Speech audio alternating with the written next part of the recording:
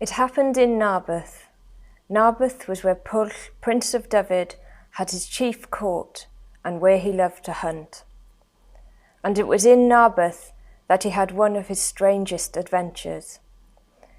One evening, after a mighty feast, he went outside for some fresh air. Seeing a hill in the distance, he decided to walk to the top. His chief courtier warned him to be very careful. "That is the throne of Narberth," he said, "and anyone who sits on that throne will either be hurt or see something strange." Pwll liked the idea of seeing something strange, and so climbed the hill and quickly reached the top. As he sat there catching his breath, he saw on the path below him a young woman in a gold dress, riding a grey horse that seemed to glide slowly along. Pwll asked his men who she was, but they didn't recognise her, so he sent one of them to find out her name. The man did his best to reach her, but even though he ran as fast as he could, and though her horse seemed to move slowly along, he couldn't catch up with her. He came back to where Pwll was sitting and said, "Sir, a man on foot will never catch that horse." Pwll got it into his head that she must have a message for him, and he was determined to find out who she was. So the next day, at the same time, he took his own horse to the top of the hill. As soon as the woman came into view, Pwll leapt on its back and galloped after her as fast as he could. He was sure he would catch up with her, but no matter how fast he rode, she was always just ahead of him. Desperately, he called after her, "My lady, wait for me." "I'll be happy to wait for you," she said, reined in her horse and waited for him to catch up. "Why didn't you ask me in the first place?" Pwll was embarrassed and overwhelmed by her beauty. "Who are you?" she asked. "My name is Rhiannon," she said. "My father wants me to marry a rich man, but I don't want to marry him because I love you, Pwll." "I love you too," said Pwll. "Well then," said Rhiannon, "come to my father's court a year from now, and I will prepare a wedding feast for you." Pwll went back to his court.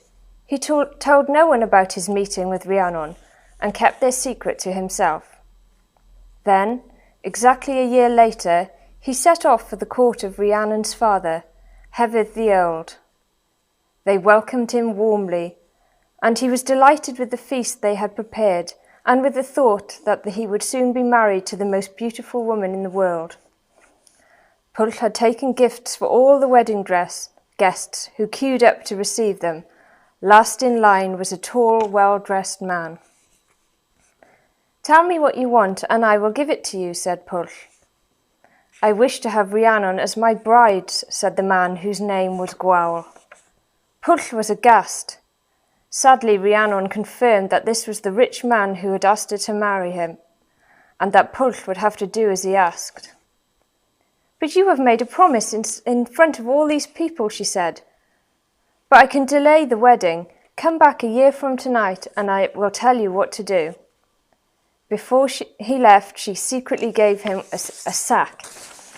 Gwawl was triumphant, and returning to Rhiannon said, "Now you must marry me." "No," she replied. "This feast was prepared for Pwll. Come back in a year's time, and I will prepare one especially for you." Slowly the year passed. Pwll returned to the court of Dyfed the Old with 99 of his men.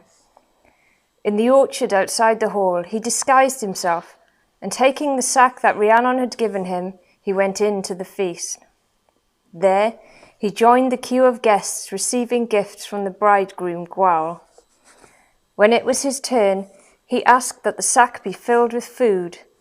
Gwawl thought this was a reasonable request and sent his servants to fetch bread, meat, and fruit. But no matter how much food they brought, the sack would not be filled. Pwll, in disguise, told Gwawl that the only way to fill it would be if a rich man got inside and trampled down the food, saying, "There's enough here." "Very well," said Gwawl, and stepped inside the sack. With that, Pwll quickly pulled the sack over his head, tied it tightly, and blew his horn to summon the men. They surrounded Gwawl, who, terrified, asked if Pwll was going to kill him.